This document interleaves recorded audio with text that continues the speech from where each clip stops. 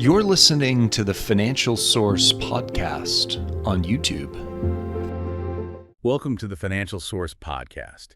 It is Sunday, January 25th, 2026, and you can just feel this tension building in the markets this week. Oh, definitely. We're staring down the barrel of what might be the most critical week of the year so far. And it's because the story we were all expecting, this great global easing of 2026, it's hitting a major snag. It really is. The script has been thrown out. Right. Yeah. The central tension is that investors are desperate for interest rates to drop. But the economic data is telling a much, much messier story. We've got resilient global growth clashing with stubborn inflation. Which is forcing central banks to just hold the line, not offer the relief everyone was banking on. Exactly. So the message from policymakers this week is going to be loud and clear. Relief is conditional, and it is definitely not imminent. Let's unpack it. It really is the classic standoff, isn't it? I mean, if you go back to, say, October of last year, the market had completely priced in this idea that by now, by late January, we'd be well on our way down. Right. The path was clear. The path was clear. The narrative was simple. Inflation cools, growth slows, rates drop. But the reality on the ground is just refusing to cooperate. Stubborn is the perfect word for it. It feels like we're in this wait-and-see limbo, but it's a very active limbo. It's not that nothing is happening. No, it's that the wrong things are happening if you want a rate cut. We have this friction, between two powerful forces. On one hand, you have resilient growth. Economies, particularly in the U.S., are doing surprisingly well. Unemployment is low. People are spending. Exactly. That sounds great. But on the other hand, because of all that activity, inflation is sticky. Prices just aren't falling fast enough to justify taking the foot off the brake. So we're in this phase of, what would you call it? Conditional easing. That's a great way to put it, conditional easing. The policymakers are basically saying, look, we intend to cut rates, but not yet. We can't. Which has got to be incredibly frustrating if you're a business owner or trying to buy a house, just waiting for borrowing costs to drop. It feels like the pivot we've all been talking about is just getting pushed further and further out. That's precisely what's happening. And conditional easing is really just a polite way of saying you have to wait. And what's so fascinating this week is we're seeing this real divergence in how different countries are handling this. It's not a one-size-fits-all approach anymore. Okay, so you're talking about Japan. Exactly. Japan is the big outlier. Let's go there, because their decision last week felt like the most significant break from the pack. The Bank of Japan held its policy rate at 0.75%. Now, for a listener in the U.S. or Europe, 0.75 sounds like nothing. It sounds like free money. But for Japan, that's actually quite tight, historically speaking. And the real story wasn't the hold itself, it was the vote, right? Yes, the drama was in the voting record. It wasn't unanimous, which is always a signal you have to pay attention to. The vote was 8-1. A board member, Hajime Takada, dissented. He wanted to hike rates immediately. That's fascinating. So while the rest of the world is begging for cuts, you've got a voice inside the Bank of Japan saying, hike now. What is he seeing that's making him so hawkish? He's looking at what they call the virtuous cycle. And you have to remember, Japan is coming from a completely different place than the Federal Reserve. They've been fighting deflation for decades. Right, trying to get prices to go up. Exactly. And now, finally, they're seeing wage growth that is actually feeding into prices. So Takada is essentially arguing, this is it. This is real. We need to normalize policy before we get behind the curve. But Governor Ueda pumped the brakes. He didn't go for the hike. Ueda is walking a very, very fine tightrope. He acknowledged the wage growth, which is great for their model, but he's also looking at the currency markets. He specifically warned that a weak Japanese yen could really hurt the economy by raising import costs. Because Japan imports almost all of its energy and a ton of its food. Precisely. So a weak yen is like a tax on every single household. That's the bad kind of inflation. So Ueda is stuck. If he doesn't hike, the yen might fall further, but if he hikes too fast, he could kill the fragile recovery they've spent 30 years building. It's the complete opposite problem of the Federal Reserve. Complete opposite. And looking at their forecasts, it seems like they are trying to prepare everyone for an eventual hike. They nudged their 2026 inflation forecast up to 1.9% upgraded growth. That's the signal. They're telling the market, we are going to move, we will raise rates, but they're also saying we are terrified of breaking something, so we are going to do it very, very slowly. Which brings us to the heavyweight champion, the Federal Reserve. Their meeting is this week. This is the main event.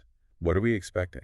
Well, if you're looking for fireworks in the decision itself, you're going to be disappointed. The Fed is widely expected to leave its policy rate unchanged at 3.5 to 3.75%. I saw Reuters pull unanimous agreement among economists. Unanimous. That's rare. There's usually at least one dissenter. Why is the consensus so rock solid on this? Because the U.S. economy is just too strong. It grew like a weed in the second half of 2025. Inflation is still above their target.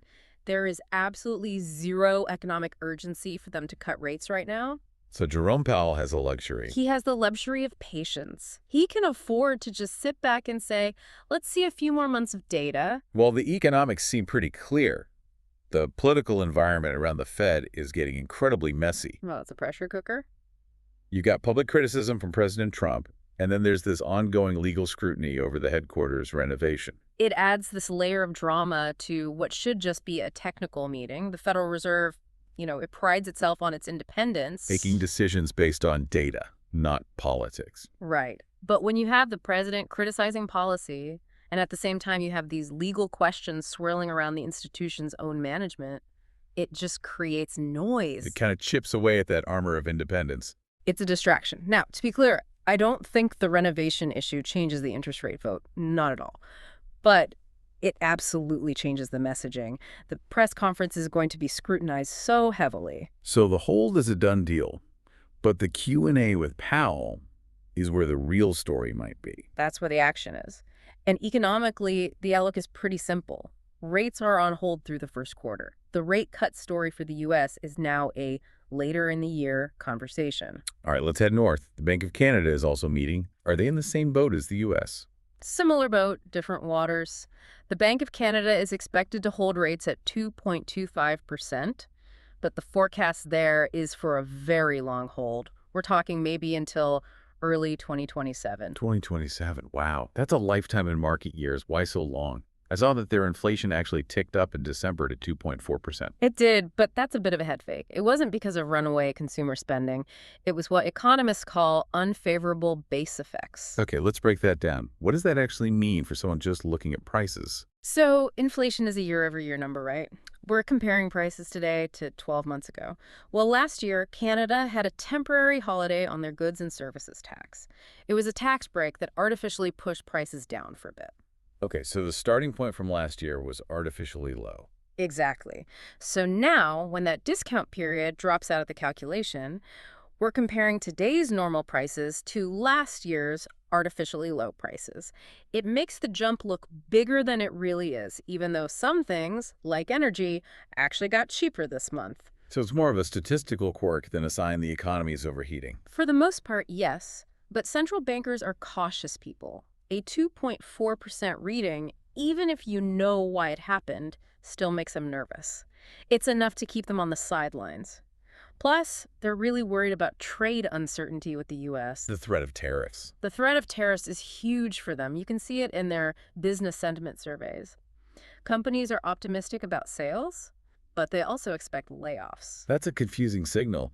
We're going to sell more, but we might have to fire people. It's a very mixed bag, and that reinforces why the central bank is just going to sit on its hands. They need to see how those contradictions play out. Caution is really the global watchword. Let's do a quick rapid fire around the world. Yeah. Turkey, for instance.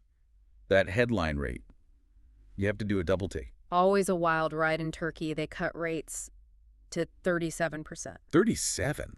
I mean, it's just an astronomical number. It is, but it's down from 38%. And the twist is, the market actually wanted a bigger cut. Inflation is slowing, but pricing behavior is still what they call sticky. Sticky, meaning people are just in the habit of raising prices. Exactly. It's a psychological habit that's incredibly hard to break.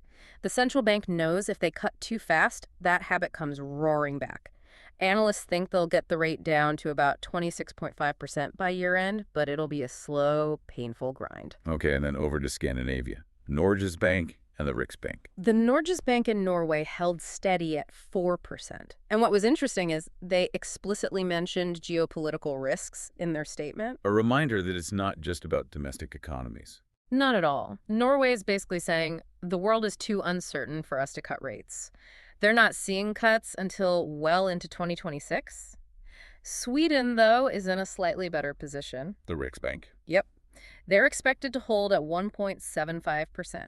But they've had some good news. Their inflation cooled faster than expected, down to 2.1%.